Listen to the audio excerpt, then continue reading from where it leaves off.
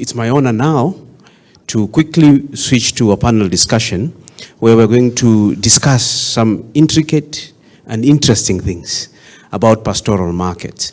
I know you may have some questions about what Prof has presented. We'll hold those and then take them together during the panel, right? So please allow me to welcome Professor Ahmed AU Aiba.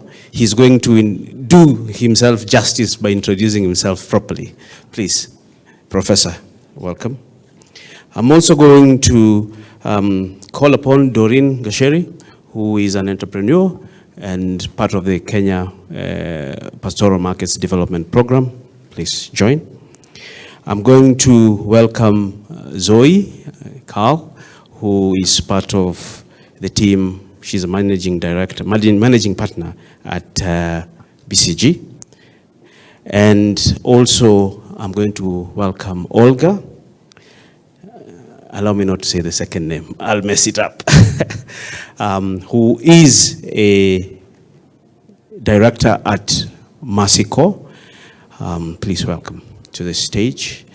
And very quickly, I'll just take a minute each to introduce yourself and what you do before we start the panel. Thank you. Prof, go ahead.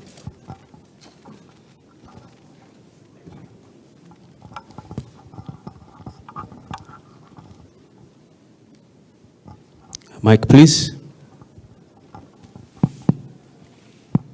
Okay, I think it's okay now.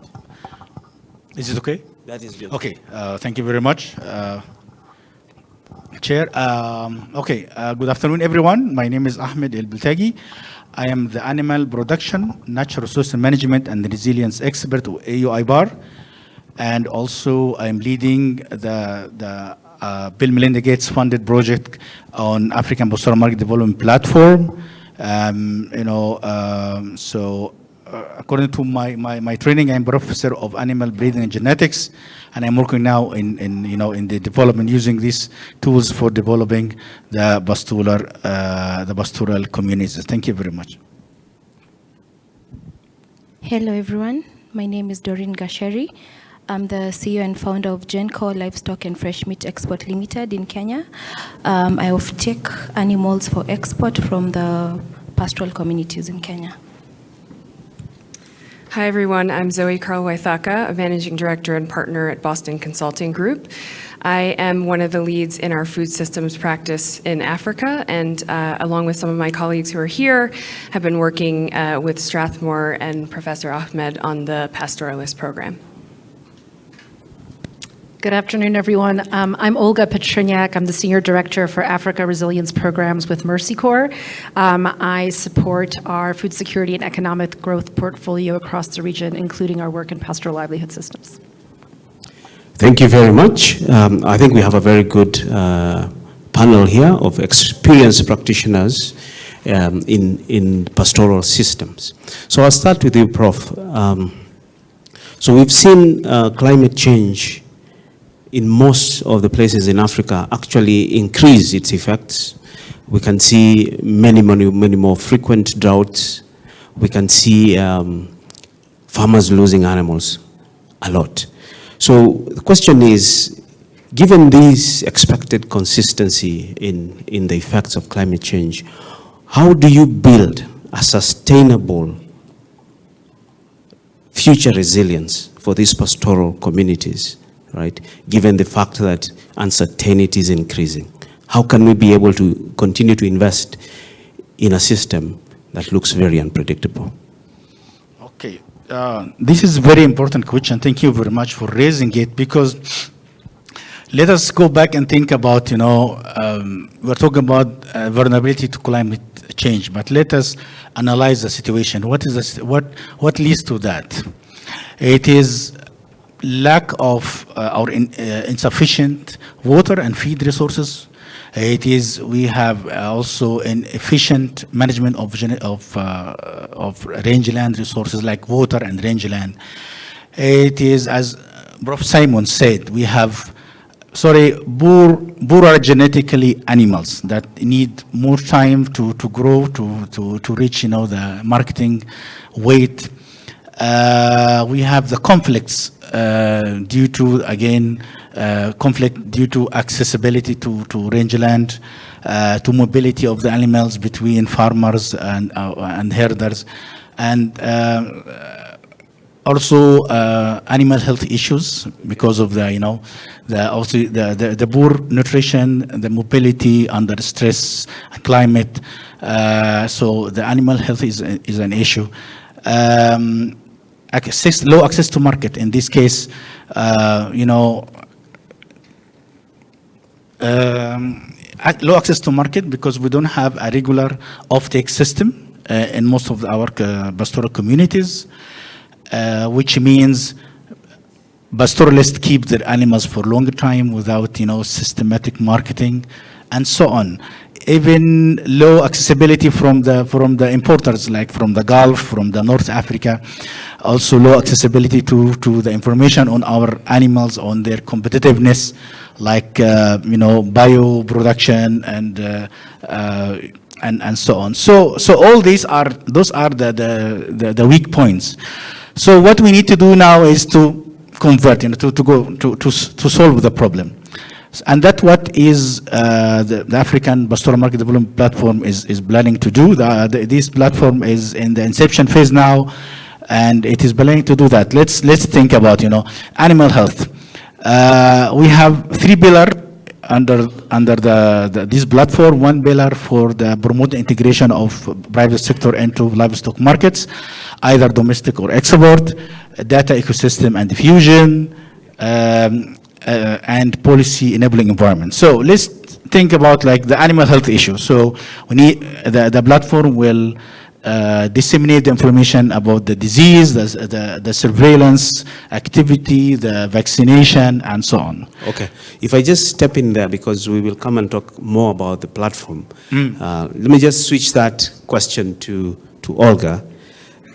What Prof started with was a showcase of many, many big intractable problems. Why should we invest in the pastoral system? It seems outdated to many.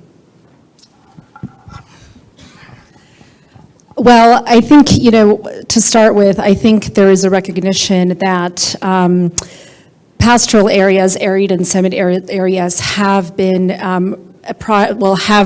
marginalized politically, economically, culturally for many, historically for many years. And as a result of that, lowland areas are often perceived as too risky or unreliable for businesses and for investors to come in, despite their contribution to GDP, despite their contribution to the meat trade.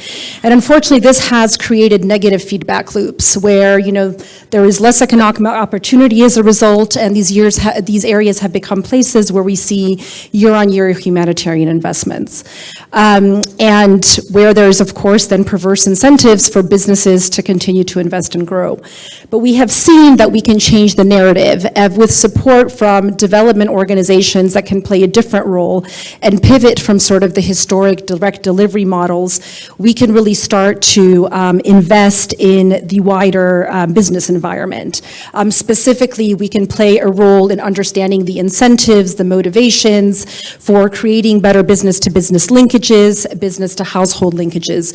We can support blended finance to come into these areas and create more favorable agreements that result in returns both for producers but also for businesses. We can support buying down risk for new business entrants. And as said earlier, there is huge business opportunities in the area. The reality is there's imperfect information, there is risk aversion, and we can work with development actors to actually create a more enabling environment. And if you'll allow me, I would love to provide just 2 examples in terms of what this looks like. So for example, in northern Kenya, in Samburu County, this is an extremely marginalized areas.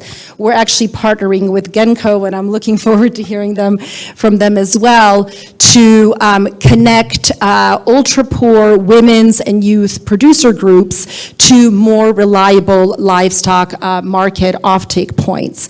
We're already working with these groups through USAID, actually humanitarian funding, through an intensive business support and mentorship model, but reliable markets and the many challenges that Professor Simon mentioned earlier is really hampering sustainability in this area.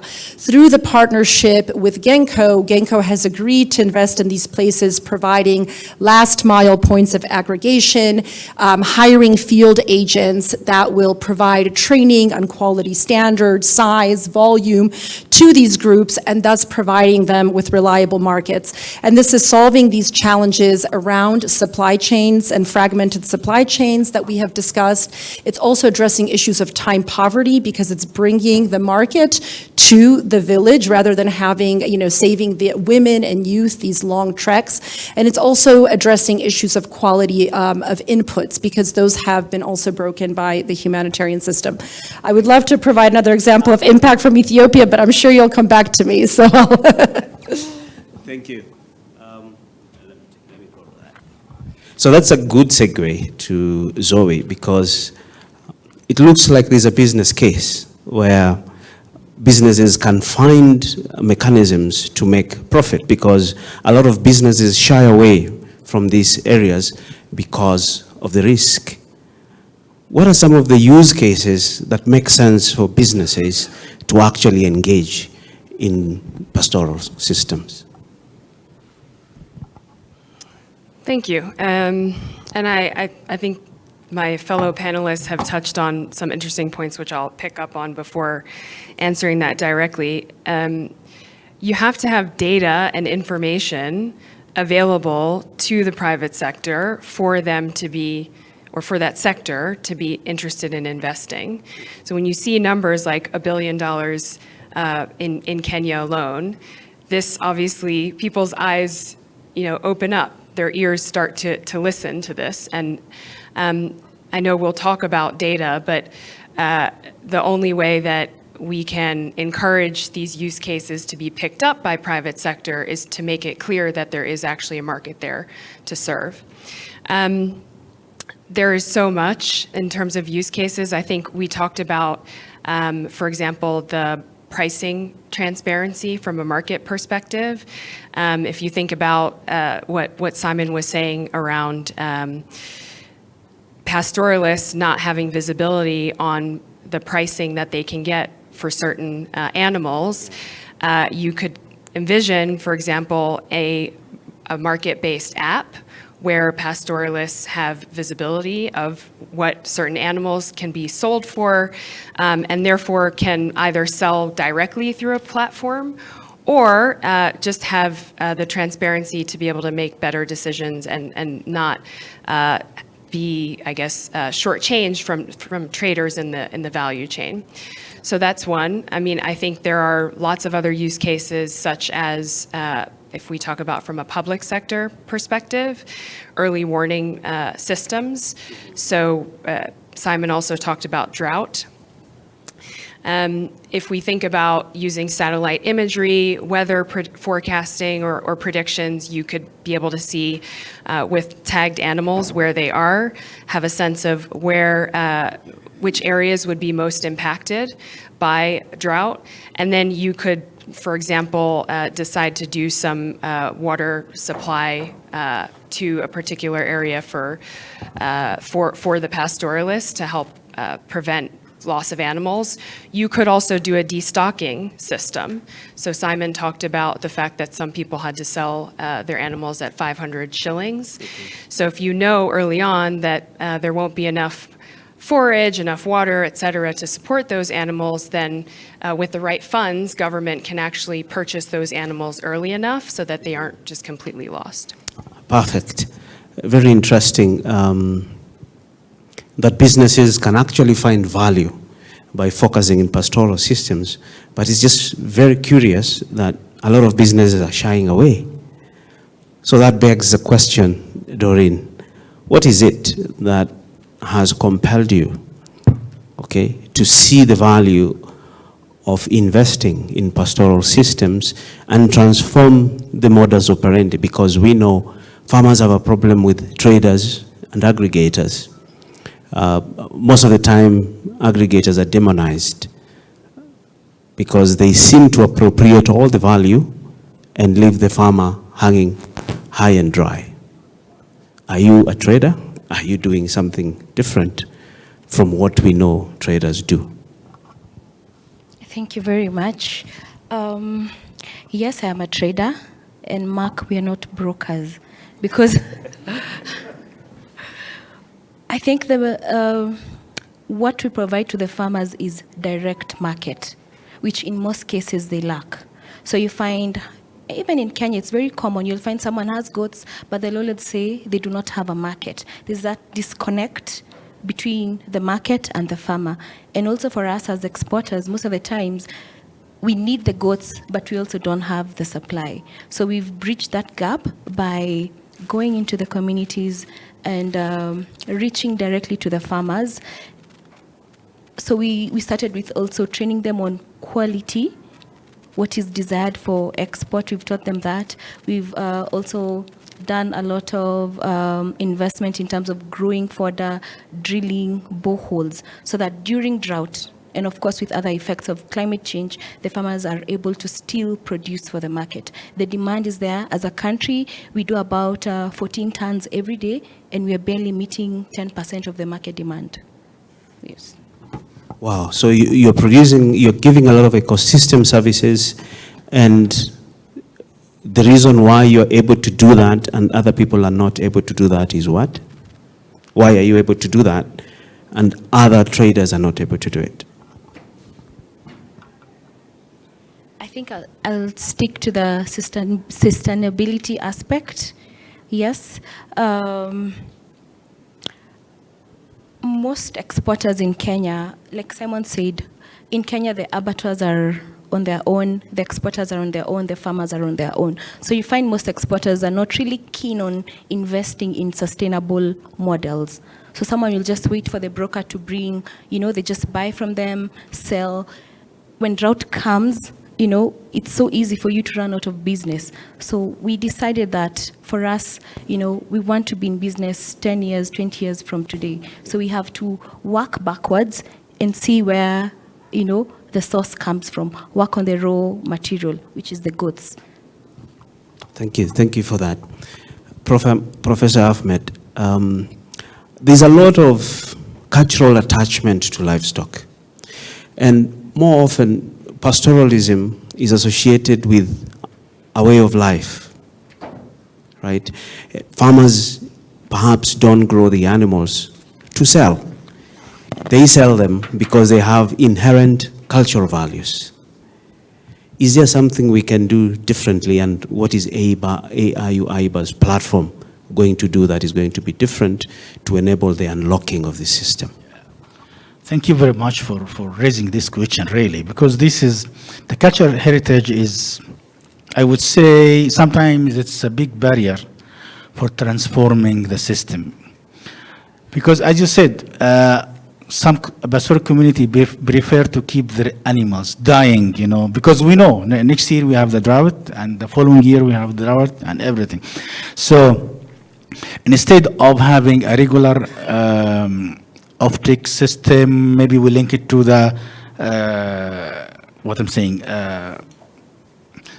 fattening system and so on. They prefer to keep their animals even dying, and that's why the price goes down until 500 when it is like too late now to do that.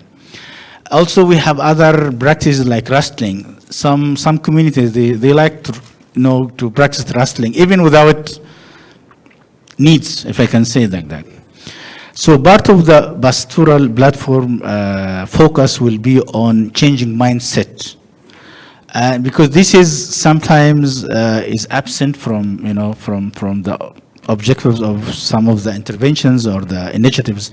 This part is very crucial, and like sociologists will contribute to that on assessing the situation and trying to changing the mindset.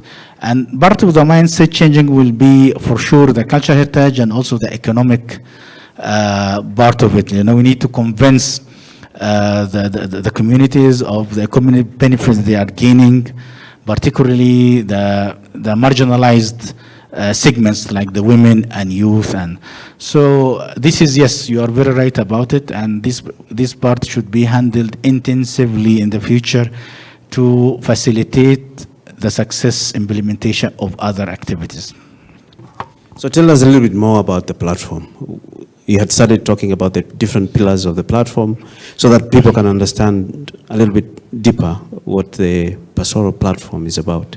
Okay, thank you very much. The platform aims to, promote and coordinate the implementation of some specific priority actions to facilitate and promote the integration of private sector, pastoral private sector into livestock markets. And to gain that, this needs an enabling environment and data ecosystem, So as we were discussing a few minutes ago about, the issue of the climate and the stress, and how can this can be, how can the platform support the system resilience. So, for example, animal health. For the animal health, we can handle it from the three perspectives. Like from data, we need to disseminate the information on the disease, on the surveillance, during the surveillance, vaccination resources, and cost and everything. The private sector.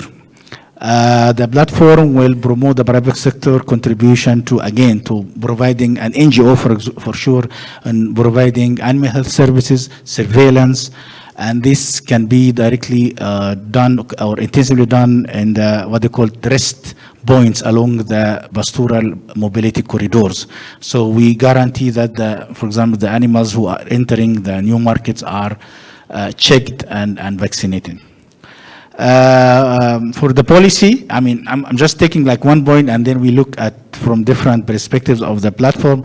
From policy also, we promote the policies for removing trading barriers because of the unharmonized or incompliant of animal health compliance standard and regulations. For the markets, for example, this is another point for improving or enhancing the integration of the pastoral private sector into the market. This is a big story. We need to promote accessibility. Let's look at it from the different perspectives. From the private sector, we need to, as it was said, also promote accessibility to finance and insurance facilities. We need to promote the private sector integration into the aggregators.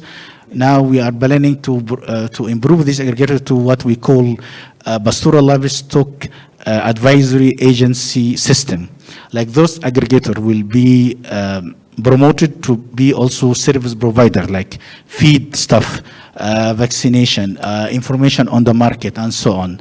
Okay. In addition to collecting animal, grading them, and moving them to the feedlots, for example. So they will be playing more than one function in this process. Yeah, more like agents, right? Yeah, more than. So, thank you, Prof, for that. Olga, one of the paradox that I see in pastoral system development is that there seems to be a lot of money invested. You have a lot of millionaires in the pastoralists. The pastoralists, at one time in the season, they are big millionaires. They have a lot of money because they have a lot of cattle. And in a span of about 5 months, they become poor. We are talking about people who are really not poor, because if you value the livestock they have, they are richer than a lot of people here. But in a span of 5 months, they almost become paupers. How do you reconcile this state with all the development money that is going into these regions? These are really tough questions. I mean, I think that the best way to think about it maybe is how can the enterprise-led development in pastoral areas and the various market linkages and innovations that we are facilitating, testing, creating, whether it's in veterinary services, whether it's feed and fodder or livestock offtake, how can those be supported to not collapse and to stabilize even through the various crises and the cycles of shocks that some of these areas are facing. I think we can all agree that, market-led development, enterprise-led development can really support long-term growth and inclusion in these areas, but how do we address that considering the shocks? So again, if you'll allow me, I'd like to turn to an example. So in Ethiopia specifically, we've been working on kind of vertically linked livestock supply chains, working with district-level traders to build out last-mile agent networks, again, bringing the collection points to villages, while also connecting them with national buyers, trading them on standards, et cetera, kind of the typical drill. But what that whole network, while very promising, is extremely vulnerable to a prolonged drought like the one we just experienced. And so what we were able to do is to inject money into the market to stabilize the system. So for example, we supported 13 district-level goat aggregators with a subsidy to offtake livestock from the households. At a $7 subsidy, the traders put in the remaining of what the $44 that each producer got for a single goat or sheep.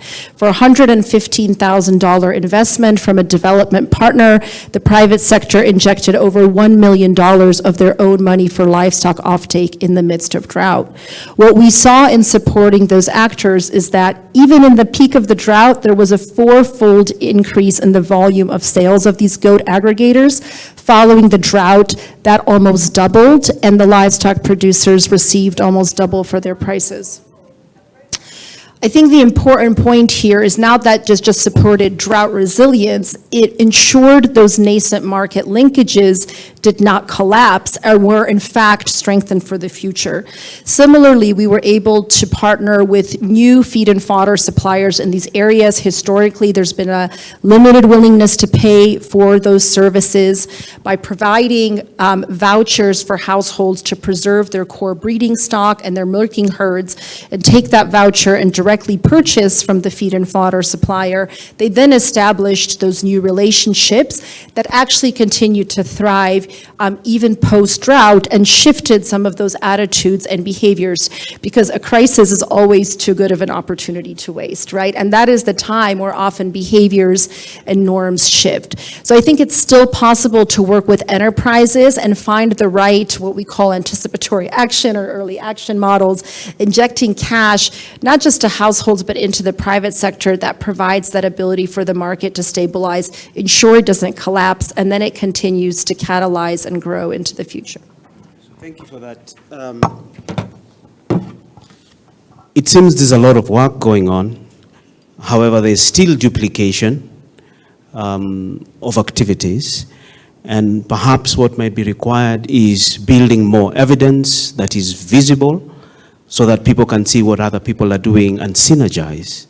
So the question is, what data is available? Because we know there's a lot of shortage of data in the livestock system. So Zoe, how can we build a mechanism to collect the right data and disseminate it so that we're not duplicating efforts, we are multiplying the efforts that we're putting in? Thank you. I think that this is a critical role of government, ultimately, to create a public good. But insofar as that doesn't exist, as you said, there are lots of people here and organizations that are doing work in this space and collecting their own data, either on pastoralist communities or on behaviors. You talked about certain mindset shifts that might need to change. And so some of what we see are coalitions of the willing that are formed for any organizations that are doing similar work to willingly come together and share information. Of course, when you're talking about information on individuals, there has to be protection of data. But to your exact point, it is very expensive to support programming, in particular to this community. And so what I would like to see even more of is funding organizations, donors, as part of the work that they're doing, making it necessary and where possible to come together in a coalition to share information, because again, there isn't enough money to solve all the problems. They're so big, and so ensuring that there is less duplication and that each organization is working in its own space, I think can go a long way. So finally, before we open it up to the audience, is Doreen, so it looks like you're doing very good work that could be transformative for the pastoralists. How do you get helped? How does the ecosystem enable you to scale up what you're doing and to other businesses that like you? What do you need for scaling up? Okay, so I'll start with, first of all, the government has to come in terms of security, because we find most of these pastoral communities are in the insecure areas of Kenya. So we need to be assured of security, even in terms of movement, number one. Number two, I think, and I like what we are doing with KPMD and also what Masiko has done through Nawiri, is consistently teaching the farmers about sustainable practices, whereby even post the, let me say, donation or grant, okay, the program continues. You see, once the farmer, let me say, enjoys the income they get from selling to us at a good price, of course, they'd be interested in doing it often and continuously. So if we can get more partners to come in and do a lot of capacity building, also try to do also the mind shift that, you know, your livestock can be a source of income. Your livestock can make your family stay together in the sense that, you know, now your husband doesn't have to go herding for 1 year. You can be together, you know, throughout the year. The kids are going to school, which means that will be more produce for us. So we could have more partners coming in, doing a lot of capacity building, and also financial literacy for them, which in turn now makes us have more supply. Beautiful. Ladies and gentlemen, there's a case here being made that pastoralism seems to have worked. It seems it can work. The question is, do you agree? I want to open for your questions for the panel. I actually have quite a number of questions, but for now, taking the advantage of Professor Ahmed, since he is from the AU IBAR, I think it will be really interesting to understand your opinion regarding the criticism on livestock being emitting on greenhouse emission. This morning, I actually attended one of the sessions around alternative protein, even where they were suggesting plant-based beef production to diversify. So, I mean, I want to see your reflection on that. And the second one was also about, as AU, you know, what policy framework or incentive are necessary to encourage adoption of low-emission livestock practices? I think that's really important, you know, observation. I really want to hear from you as an AU representative. Thank you. We'll take 2 more and then. Yeah, thank you so much for such a wonderful presentation. I've followed it very closely because the issue of pastoralists and livestock keepers are the center of my heart. My name is William Toina, and I come from West Pokot County in northwestern Kenya. I work with the government, the county government of West Pokot, as the Director for Investment and Cooperative Development. Now, my question goes to all the panelists. I know Masiko, they are working in Turkana and Samburu, and maybe Isiolo. They used to be in West Pokot, but they disappeared. I think they should come back because we're still working with the livestock. I was also asking the African Union. You understand that Northern Kenya, a lot of the people depend on livestock as their livelihoods. How do we work together and support the pastoralism in Northern Kenya so that it is sustainable? It is sustainable in two ways. One, in terms of addressing the challenges that we have with pastoralism and climate change, and then at the same time to sustain our food systems. In Kenya, in West Pokot County, we have an export abattoir. We have an export abattoir in Isiolo too. I was there like 2 months ago. We had a conference for Northern Kenya. And this question still came, and everybody else was asking. And I will ask you the same question today. How do we work together as development partners and governments so as to sustain the agro-pastoralism food systems in Northern Kenya, and especially on pastoralism? Keeping in mind we have the challenge of climate change, we have the challenge of insecurity in Northern Kenya, and then also the high illiteracy levels, because most of my people, my grandparents, they just do what we call free range cattle keeping. And in the process, they start taking the animals. I don't want to use the name stealing. Please summarize.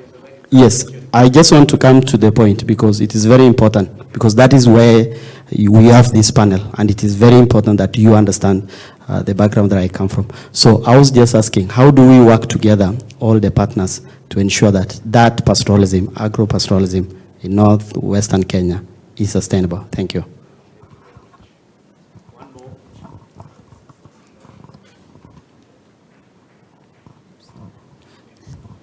Thank you very much for this opportunity. My name is Bridget. Yeah. So I don't know if it's a question or it's a comment about the pastoral system. I'm just thinking, way back, the pastoralists used to have their ways it was organized. They used to know which particular season I will go to which area, I will go graze. From that place, I will go to another area.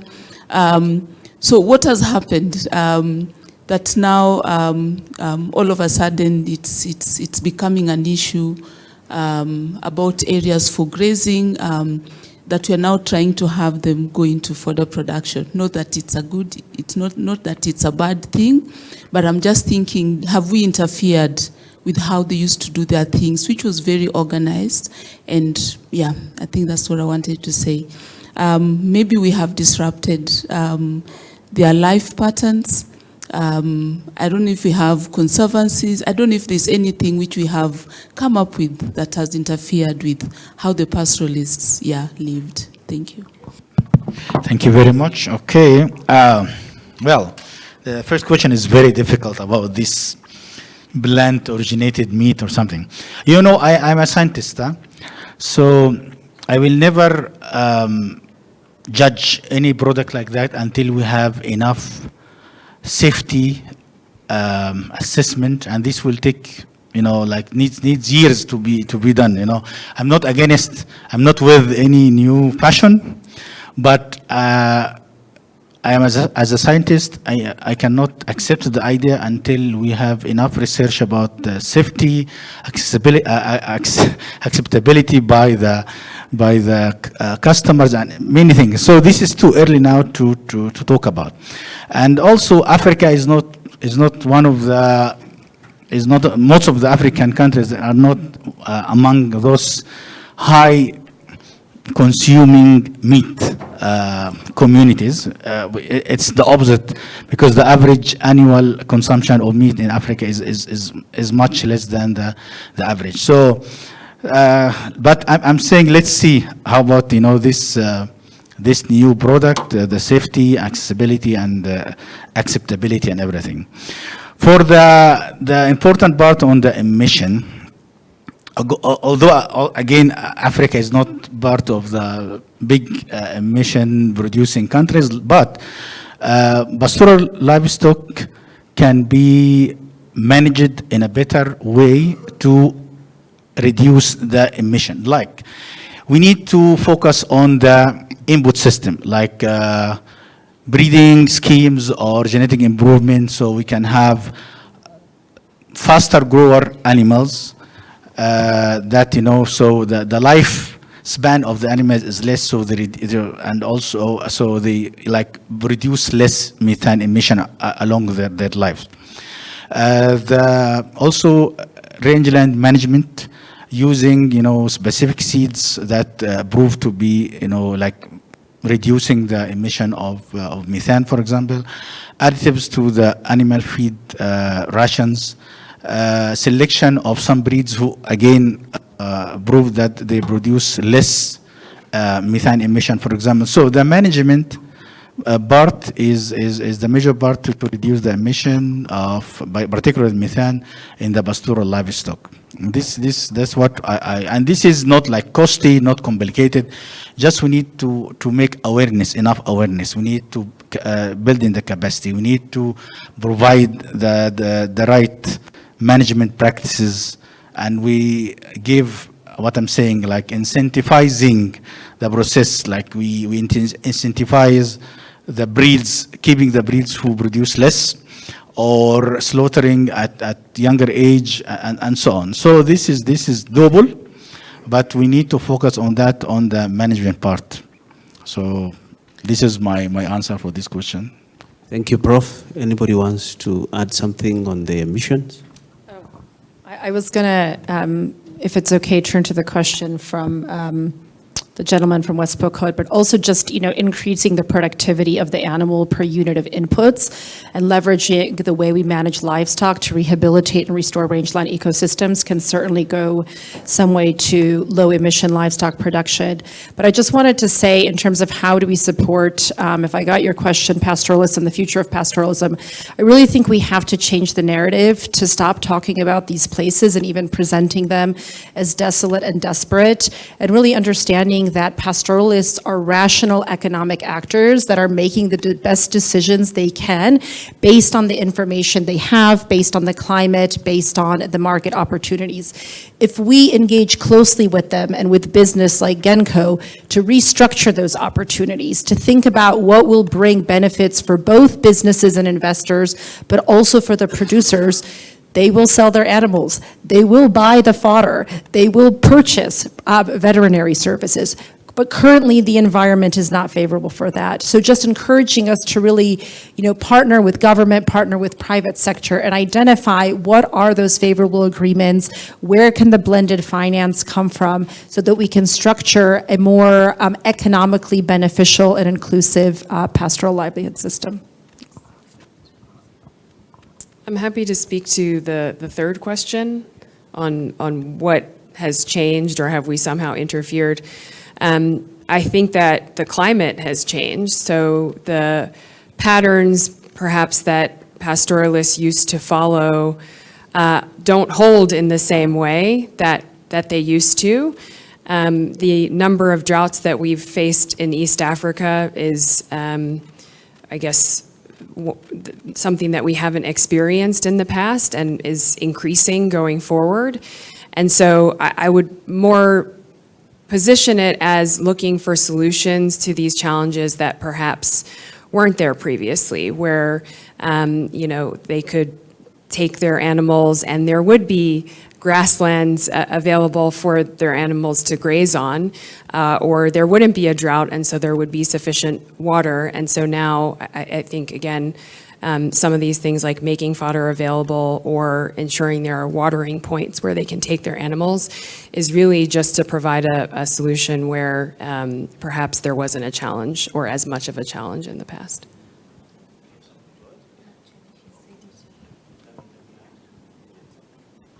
So just one thing to add is on this topic of emissions, I think those calculations as Africans, we've not done a good job. In as much as you've got those ruminants producing methane, there's a lot of sequestration of carbon because these animals are going around defecating in the ecosystem, and that is sinking carbon. So the dung which is there in the ecosystem is sinking carbon. So you need to do a balancing act, and I feel like that has not been done very well enough for us to conclude that we are actually emitters. Number one. Number two, if you take that into consideration with the fact that those are rangelands, which that is the best use of that land, you actually are not a net emitter. So it's just that the narrative is not proper, and people have not invested enough in giving the right narrative. And then lastly, we've got all this whole thing of grass-fed beef. In the West, it's a big thing. In Africa, nobody talks about it. And if we went through into that direction, then you have a totally different conversation on what kind of sustainability options you have. Just leave it there as a thought. Take another round of comments and questions, and then we close it there. Yeah. My name is Stella from Acre Africa. In the spirit of climate resilience and building the farmers' strength or resilience towards all these risks they are facing, my direct question is there a place for insurance, livestock insurance? And if so, how would this fit into the grand scheme of things?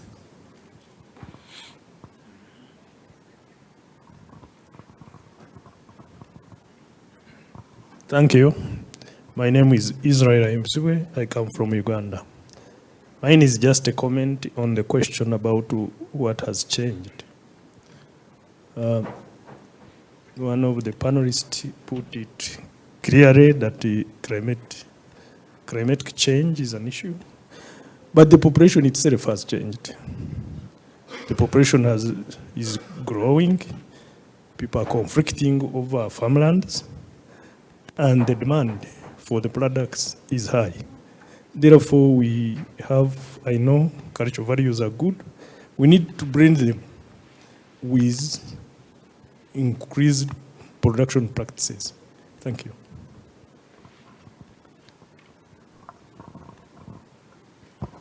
Yeah, thank you for the presentations and inputs.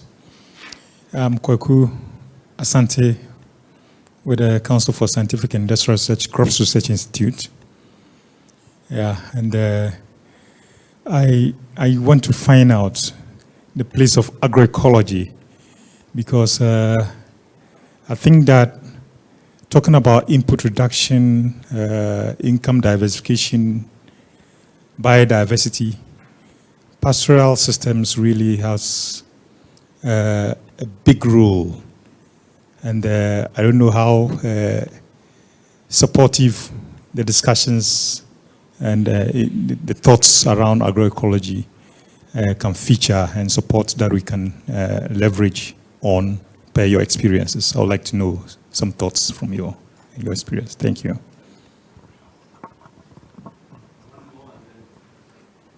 Hi, my name is John Mode. I have a couple of, I'd like to ask a question around the sustainability. And I think the challenge we are currently facing is, I think there's quite a big demand especially from the Middle East country. And I'm not too sure whether this is just hearsay, but I think their demand is for younger animals. And in addition to that, I think that was referred to earlier, that the genetics that we have, especially in the pastoral areas, maybe doesn't encourage quick breeding as it is. So would be very happy to hear your thought process about this, whether if we create this market targeted really more so around the export market, will we reach a point where it will not be sustainable? Thank you.